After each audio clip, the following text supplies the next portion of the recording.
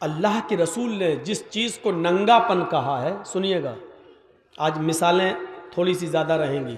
अल्लाह के नबी सल्लल्लाहु अलैहि वसल्लम ने जिस चीज़ को नंगापन कहा है, हमारी सोच हदीस के मुताबिक होनी चाहिए थी, हमें भी उसको नंगा समझना चाहिए था, नंगापन। लेकिन हमने उसको आज फैशन समझ लिया है? ये सोच का फर्क है। एक हदीस पढ़ता हूं, सुनिए। गीत बहुत सुन चुके हैं आप, कुरान और हदीस से हटी हुई बातें बहुत इस जलसे में हो चुकी हैं, सब मेरे कानों में पड़ रही थी और सब मैं सुन रहा था। कितना कुरान सुनाया गया और कितनी हदीसें सुनाई गई वो सब हमको मालूम है। अब जरा इधर आ जाइए, कुछ बातें कुरान और हदीस की भी सुन लीजिए। निसाउन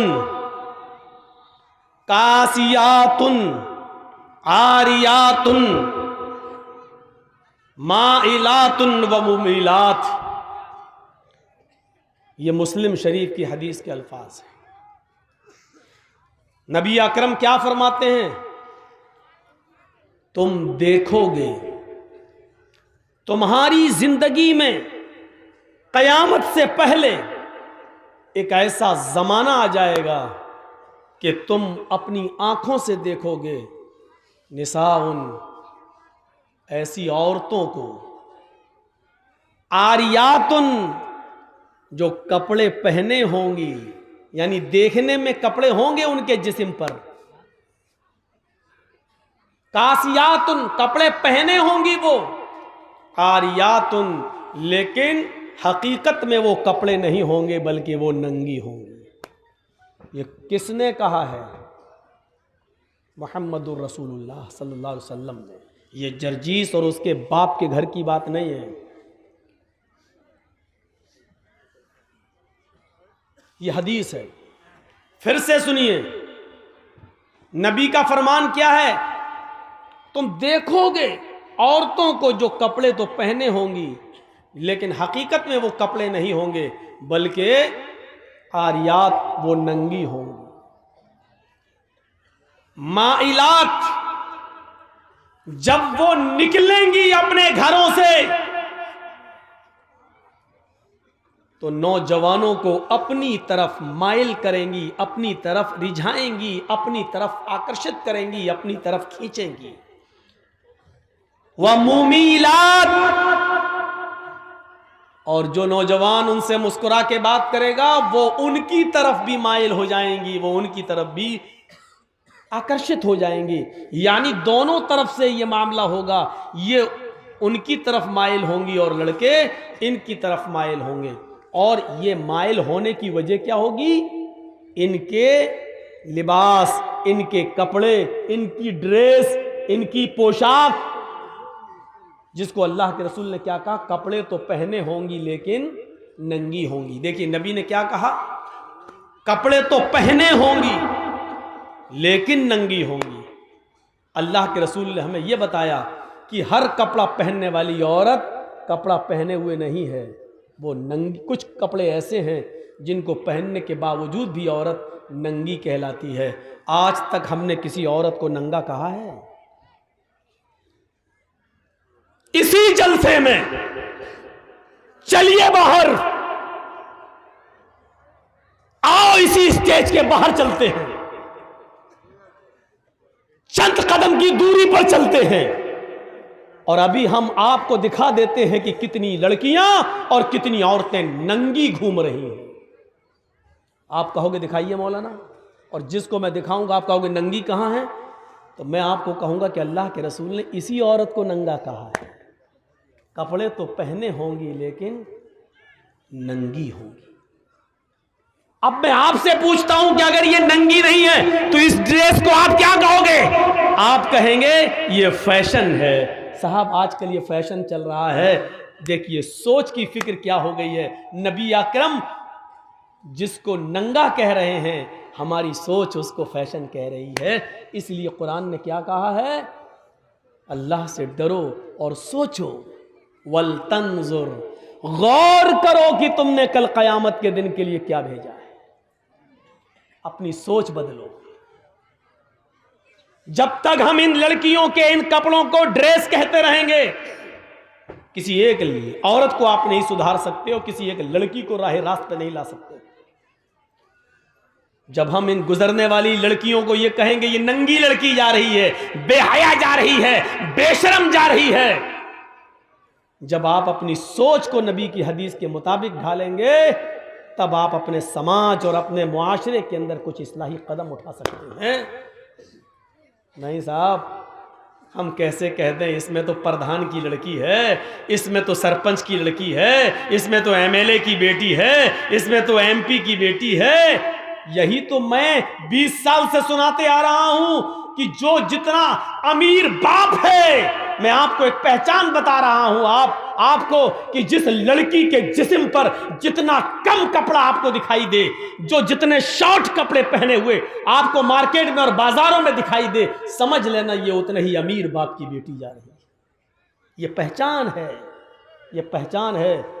वो बाप मेरी नजर में बखील और कंजूस बाप है जो अपनी बेटी को 5 मीटर का कपड़ा भी पूरा लाकर न दे सके।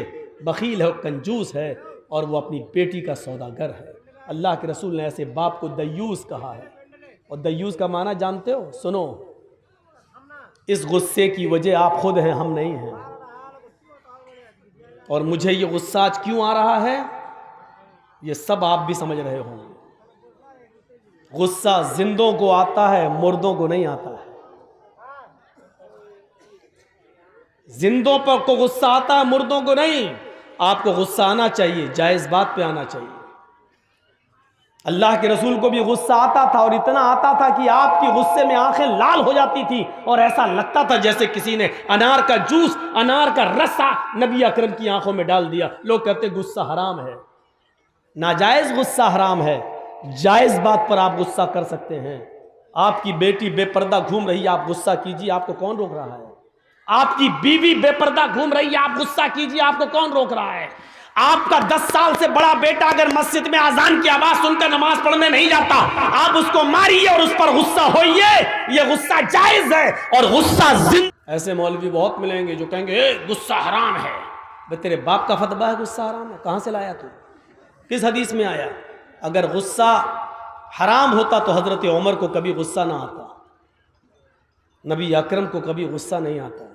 हाँ, ये कहिए कि नाजायज गुस्सा हराम है। गुस्सा कौमों की तब्दीली का जरिया बनता है, गुस्सा बीवी की इस्लाह का जरिया बनता है, गुस्सा अपनी औलाद को सुधारने का और रास्ते पे लाने का जरिया बनता है। एक बाप अपनी औलाद पर जायज गुस्सा करना छोड़ दिया, इसलिए औलाद बिगड़ रही है। एक शौहर अपनी बीवी पर जायज गुस्सा छोड़ दिया, करना छोड़ दिया, इसलिए बीवी बिगड़ रही है।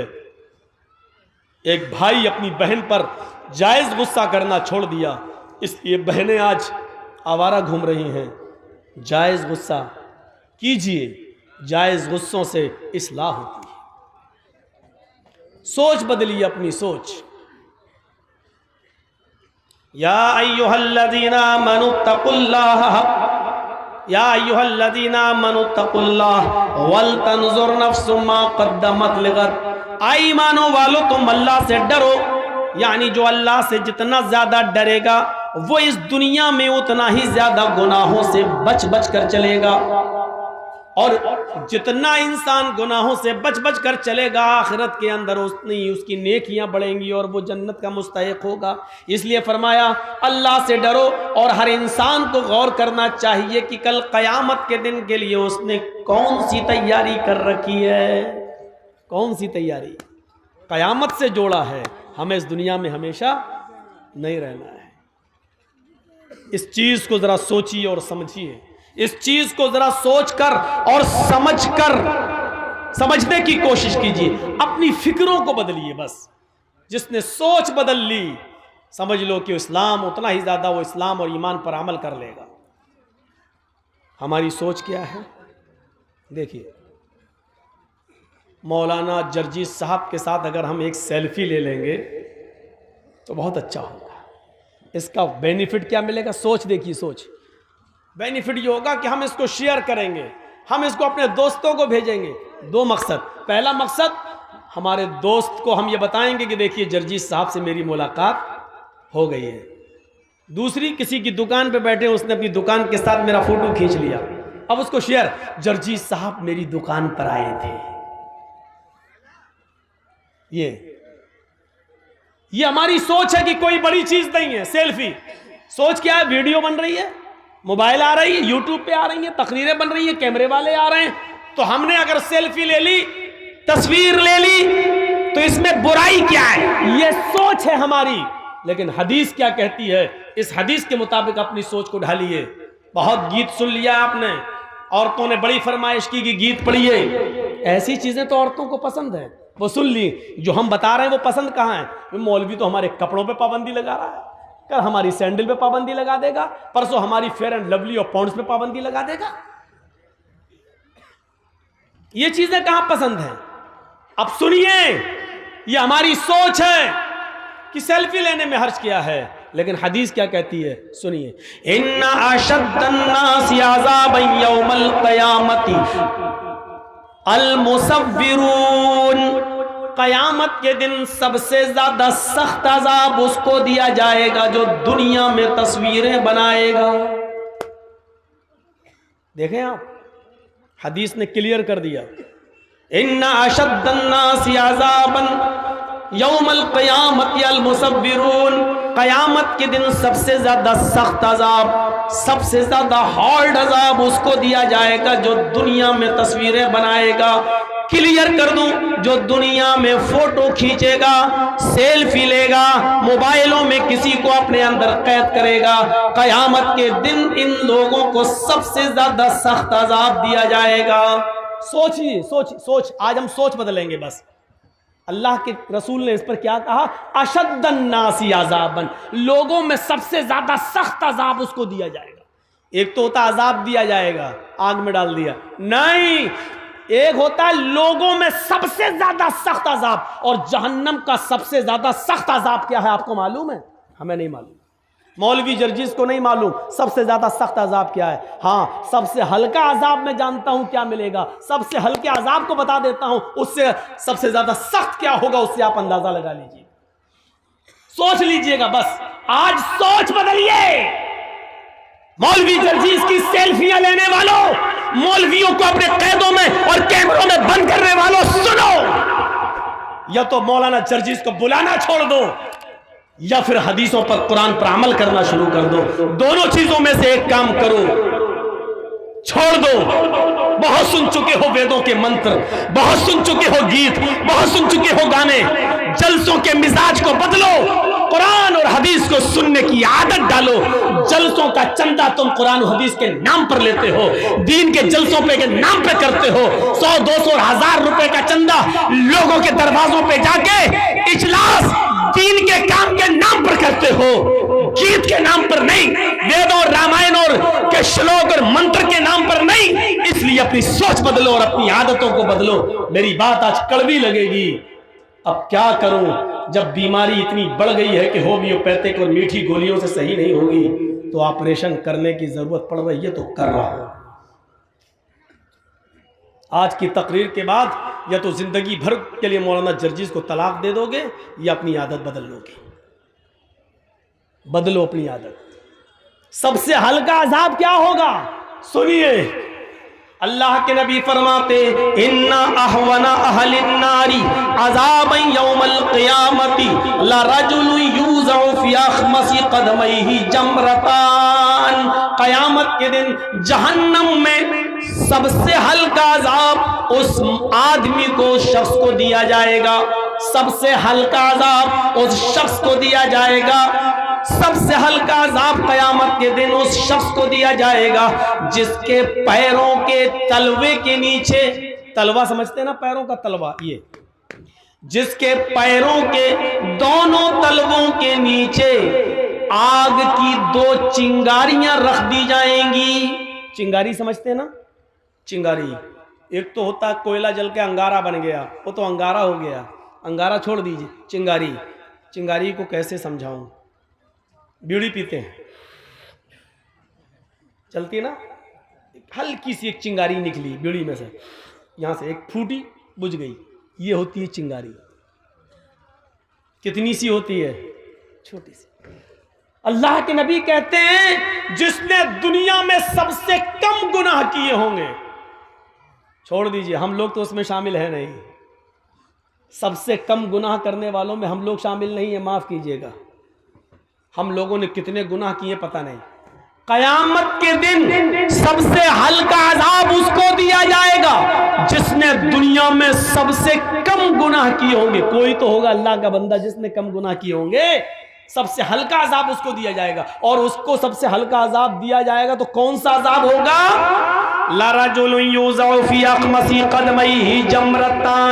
उसके पैरों के दोनों तलवों के नीचे आग की 2 चिंगारी रख दी जाएंगी, हल्की हल्की सी 2 चिंगारी, सिर्फ 2 चिंगारी उसके दोनों पैरों के नीचे रख दी जाएंगी, एक इधर एक इधर। इन दोनों चिंगारियों की वजह से उसकी हालत क्या हो रही होगी सुनो। अल्लाह के नबी क्या फरमाते हैं और अपनी सोच को बदलो। अल्लाह के नबी क्या कहते हैं? सब इन दोनों चिंगारियों की वजह से उसकी हालत ये होगी, यगली मिनहुमा दिमागुहु, जैसे तुम हांडी के अंदर पानी भरकर आग पर रख देते हो, चूल्हे पर रख देते हो, और थोड़ी देर के बाद वो पानी जब बॉयल होता है, उबलता है, हांडी में उस पानी के खौलने की आवाज आती है। यगली मिनहुमा दिमागुहु, आग की इन दोनों चिंगारियों की वजह से उसका दिमाग खौल रहा होगा, आग की दोनों चिंगारी की वजह से इसका दिमाग ठिकाने नहीं रहेगा, उसका भेजा बाहर निकला जा रहा होगा, उसका दिमाग हांडी की तरह खौल रहा होगा। यरा अन्नहु अशद्दु अज़ाबन, वो ये समझ रहा होगा कि मेरे अल्लाह ने, मेरे रब ने मुझे जहन्नम में सबसे ज्यादा हार्ड, सबसे ज्यादा सख्त अजाब दिया है। हालांकि ये सबसे हल्के अजाब वाला इंसान होगा, ये सबसे हल्के वाला अजाब होगा, सबसे हल्का अजाब वाला इंसान होगा, लेकिन इन दोनों चिंगारियों की वजह से वो ये समझ रहा होगा कि हमसे ज्यादा सख्त और हमसे ज्यादा शदीद, हमसे ज्यादा हार्ड अजाब किसी को नहीं दिया जा रहा है। फोटो बनाने वालों, तस्वीरें खींचने वालों, अब सोचो, मुझे मालूम है कि मेरी इस तकरीर के बाद भी तुम नहीं मानोगे। कुछ लोग कुत्ते की पूंछ की तरह टेढ़े होते हैं, उनको 100 साल के बाद भी कुत्ते की पूंछ को अगर निकालोगे तो वो टेढ़ी निकलेगी, सीधी नहीं होगी। इसके बाद भी चुपके से किसी न किसी तरीके से ले लेंगे। होता है, मेरी नहीं किसी और की, वो लेंगे, नहीं बदलेगी आदत, मरेंगे तब देखा जाएगा, अभी थोड़ी मर रहे हैं हम, मरने से पहले तौबा कर लेंगे। जब अल्लाह रब्बुल आलमीन का फैसला आ जाता है तो कभी कभी वक्त ऐसा भी होता है कि तौबा के दर, तब तौबा की मोहलत भी नहीं मिलती है, किसी से माफी और तलाफी की मोहलत भी नहीं मिलेगी। कभी कभी ऐसा मंजर भी सामने आ जाता है। मेरे प्यारे साथियों, गौर कीजिए, इस मंजर को देखिए, सोच बदलिए अपनी। सबसे हल्का अजाब उसको दिया जाएगा जिसके पैरों के तलवे के नीचे 2 आग की चिंगारियां रख दी जाएंगी। जब सबसे हल्का अजाब ही होगा तो तस्वीर बनाने वालों को सबसे ज्यादा सख्त अजाब दिया जाएगा। तो सबसे ज्यादा सख्त अजाब क्या होगा? इन्ना शद्दन्नासी अज़ाबन यौमल क़यामती अल मुसव्विरून, क़यामत के दिन सबसे ज्यादा सख्त अजाब उनको दिया जाएगा जो दुनिया में तस्वीरें बनाएंगे, जो दुनिया में फोटो खींचेंगे, जो दुनिया में अपने मोबाइल में किसी को कैद करेंगे। सोचो, तुम अल्लाह रब्बुल आलमीन की एक तख्लीक, अल्लाह ने इंसान को, जानदार को पैदा किया, तुम उसको अपने कैमरों में बंद कर रहे हो, जबकि तुम उसके अंदर रूह नहीं डाल सकते हो। कयामत के दिन अल्लाह तुम्हारे इन कैमरों को तुम्हारे सामने पेश कर देगा, तुमने जिन चीजों को खींचा है वो पेश कर देगा। तुमने अपने मोबाइल से डिलीट जरूर कर दी है मौलाना जर्जीस की तस्वीर, फला मौलाना की तस्वीर, लेकिन फरिश्तों ने जो रिकॉर्ड कर लिया है वो तस्वीर डिलीट नहीं होगी। कयामत के दिन उन तमाम तस्वीरों को सामने रखा जाएगा, फिर अल्लाह कहेगा इनके अंदर रूह डालो, जो ना तुम्हारी ताकत है न हमारी ताकत है, न तुम्हारा बाप रूह डाल सकता है, न मेरा बाप रूह डाल सकता है। अल्लाह कहेगा आए फरिश्तों, इन्होंने हमारी तख्लीक की है, इन्होंने जानदारों की तस्वीरों को कैद किया है, फिर इसने रूह नहीं डाली है, ले जाओ इनको जहन्नम के अंदर फेंक दो और सबसे ज्यादा सख्त अजाब दो, सबसे ज्यादा हार्ड अजाब इन्हीं को दो। वो सबसे ज्यादा सख्त अजाब क्या होगा हमें नहीं मालूम। हाँ, सबसे हल्के अजाब से हम सोच सकते हैं कि जब हल्का अजाब ही है तो सख्त अजाब फिर क्या होगा। सख्त अजाब क्या होगा? अपनी सोच को बदलो। हम अपनी सोच नहीं बदल पा रहे हैं। अल्लाह ने क्या कहा? सोचो, गौर करो कि कल कयामत के दिन के लिए तुमने कौन सी तैयारी करी। जब ये सोचोगे कि हमें कयामत के दिन अल्लाह के सामने सवाल का जवाब देना है तो हम दुनिया में अल्लाह से डरेंगे। कुरान की एक आयत पढ़ता हूं, जरा इसका मंजर देखिए आप। वमन अरज़ अन ज़िक्री फ़इन्न लहू मईशतन ज़न्का। कभी सोचा है इस आयत को मौलवियों ने बहुत बार पढ़ा होगा मिंबरों पर, खुतबों में और तकरीरों में। जरा हमसे भी सुन लो। वमन अरज़ अन ज़िक्री फ़इन्न लहू मईशतन ज़न्का। जो मेरे जिक्र से एराज करेगा, जो मेरे जिक्र से एराज करेगा, हम कयामत के दिन फ़इन्न लहू मईशतन ज़न्का, हम उसकी रोजी को तंग कर देंगे। अल्लाह ने यह नहीं कहा कि हम उसकी रोजी को बंद कर देंगे, अल्लाह ने कहा हम उसकी रोजी को तंग कर देंगे। अब सुनिए, बंद करना क्या होता है और रोजी तंग करना क्या होता है। अब किसी की आवाज नहीं निकलना चाहिए, जो जिसकी आवाज निकले उसको फौरन भगाओ यहां से। थोड़ा सा सुन लीजिए। मैं चाहता हूं कि बहुत आसान उर्दू में आपको समझाऊं, क्योंकि ये मिला जुला बेल्ट है। आप लोग बंगला भी समझते हैं, लेकिन बिहार है, इसलिए आप हमारी जो ज़बान से उर्दू लफ्ज़ निकल रहे हैं आप उसको, हम बहुत आसान उर्दू बोलते हैं ताकि आप और हम सब और हमारी माँ बहनें भी समझ जाएं। अगर उनके कानों में मेरी आवाज़ जा रही है तो थोड़ी देर के लिए वो अपनी साड़ी और अपनी सैंडल दूसरों को दिखाना छोड़ दें। औरतों की आदत होती है, साड़ी तेरी कितने की, कहाँ से ली, चप्पल कितने की, ये लिपस्टिक कहाँ मिली है, ये दुपट्टा कहाँ मिला, ब्लाउज कहाँ से लाई। यही उनकी आदत होती है और ये आदत उनकी कभी बदल नहीं सकती। फितरत है, फितरत है, आदत कभी नहीं बदल सकती है। तो सुनिए, वमन अरज़ अन ज़िक्री, पहले तो ये समझो कि जिक्र किसको कहा गया। जो मेरे जिक्र से एराज करेगा, एराज का मतलब मुंह फेरेगा। अब एराज भी बताना पड़ेगा ना। वमन अरज़ अन ज़िक्री, जो मेरे जिक्र से एराज करेगा, एराज करने का मतलब पीठ दिखाएगा, मुंह फेर लेगा। एक होता मना कर देना, हट चल हट, नहीं, मानेगा लेकिन पीठ फेर लेगा, अभी हम नहीं कर रहे, चलो। ये है एराज करना, ये है एराज करना। वमन अरज़ अन ज़िक्री, जैसे मैच देख रहे हैं, इंडिया पाकिस्तान का मैच आ रहा, 5 ओवर रह गए हैं, इसी बीच में अजान की आवाज आ गई, अल्लाहु अकबर अल्लाहु अकबर। हम 5 वक्त के नमाजी हैं लेकिन मैच देखने के शौकीन हैं। या अल्लाह, 5 ओवर रह गए हैं, पता नहीं कौन जीतेगा। अगर नमाज पढ़ने जाते हैं तो मैच का मजा नहीं ले पाएंगे। नमाज पढ़ के जब तक आएंगे तब तक मैच खत्म हो जाएगा, वो तो पता चल जाएगा कौन हारा कौन जीता, लेकिन मैच का मजा नहीं ले पाएंगे। और अगर मैच देखने में लगे हैं तो नमाज जा रही है, क्या करें, चलो नमाज तो बाद में भी पढ़ लेंगे कज़ा, लेकिन मैच कहां बार बार आता है, देख रहे हैं। इसका मतलब क्या हुआ, आपने नमाज पढ़ी, अगरचे पढ़ी, लेकिन अजान हो रही है, आप मैच देख रहे हैं, मस्जिद में नहीं जा रहे हैं, तो इसका मतलब यह हुआ कि आपने नमाज से एराज किया है। पढ़ी है लेकिन उस वक्त नहीं पढ़ी जब आपको जाना चाहिए, आपने एराज किया। यह है एराज करना।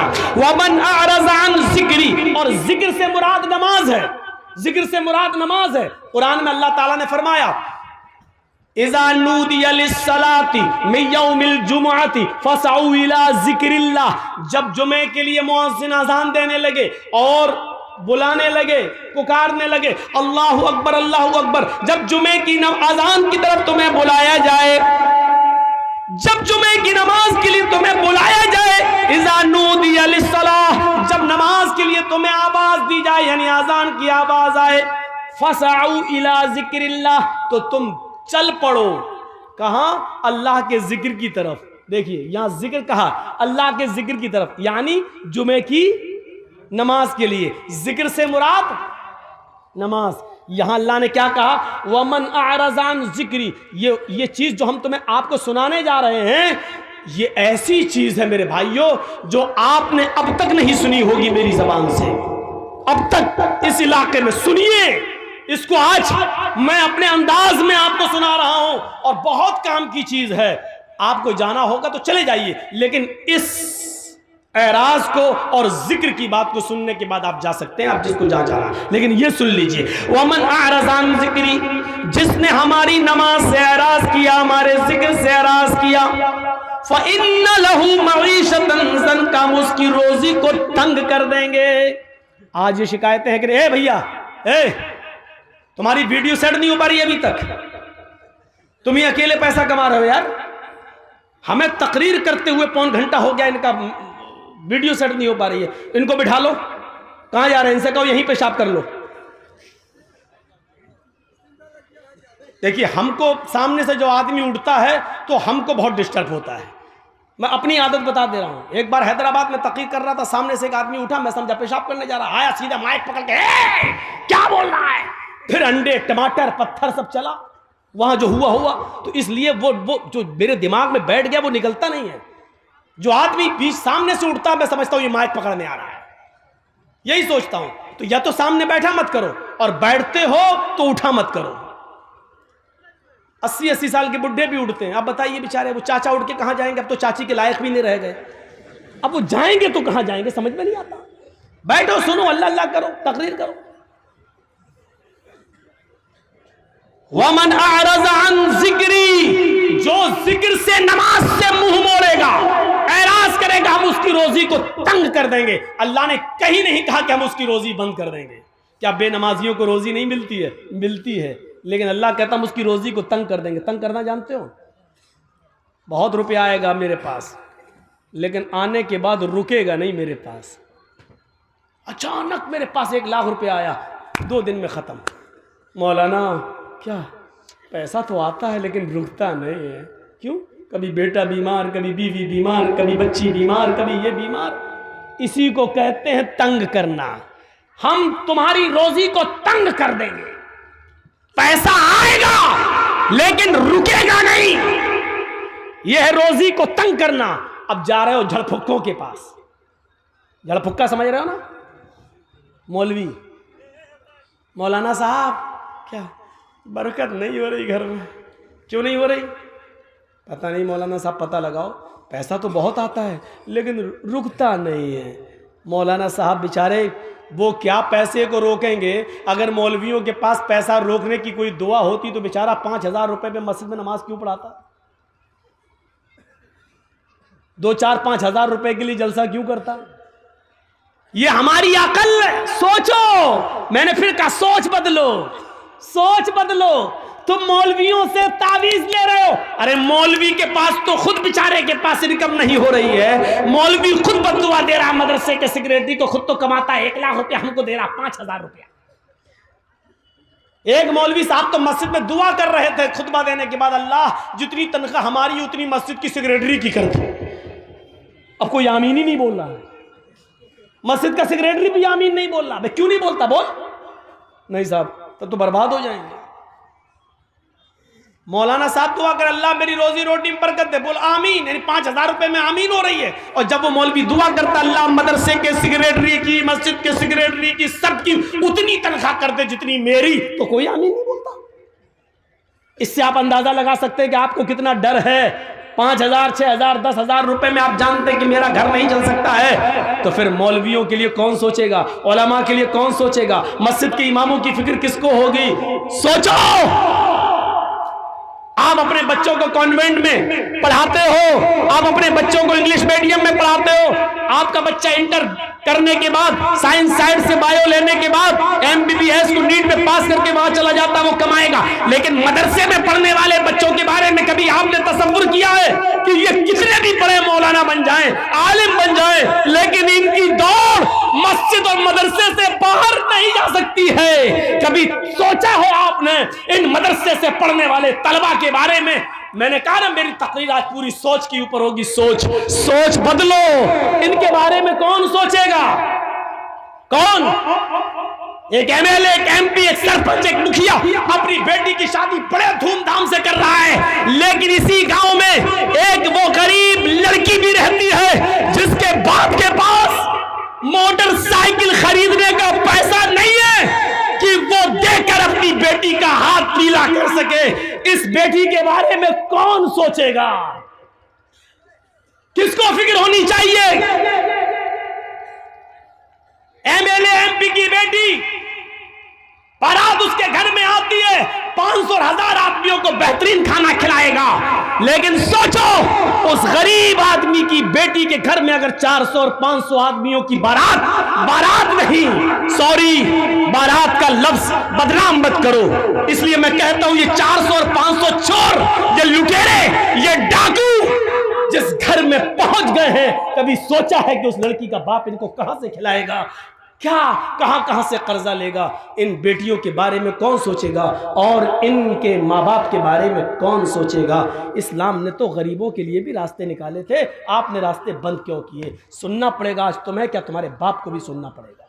जब तक मैं यहाँ हूँ, ये अथॉरिटी, ये पावर मुझे जनाब मोहम्मद रसूलुल्लाह की शरीयत ने दिया है, ये सुनना पड़ेगा तुम्हें। इसलिए सोचो। कुरान ने बार बार कहा फ़अतबिरू या उलिल अब्सार, आए अकल रखने वालों सोचो।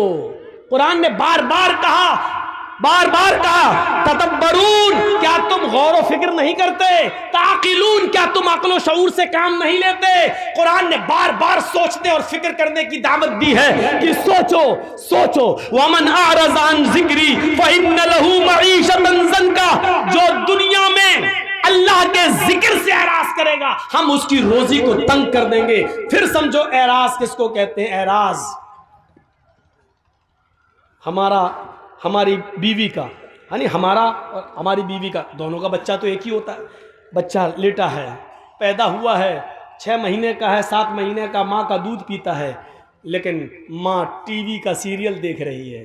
सोचिएगा, माँ टीवी का सीरियल देख रही है, बहुत अच्छा नाटक आ रहा है, बहुत अच्छा सीरियल आ रहा है, बच्चा भूख से रो रहा है, माँ की जिम्मेदारी है कि अपने रोते हुए बच्चे को उठाए, अपनी पिस्तान से अपना दूध पिलाए, लेकिन माँ जानती है कि बच्चा रो रहा है, लेकिन बच्चे को रोने दे रही है, लेकिन सीरियल का ड्रामा नहीं छोड़ रही है। थोड़ी देर का और है, इसको पूरा हो जाने दो, बच्चे को दूध पिलाऊंगी तो सही से देख नहीं पाऊंगी।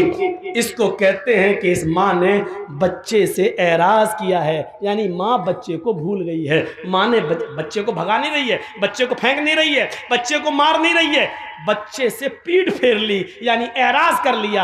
यानी माँ अपने बच्चे की फिक्र नहीं कर रही है, बल्कि सीरियल की फिक्र कर रही है। इसका मतलब क्या है? एराज कर, इसको कहते हैं एराज।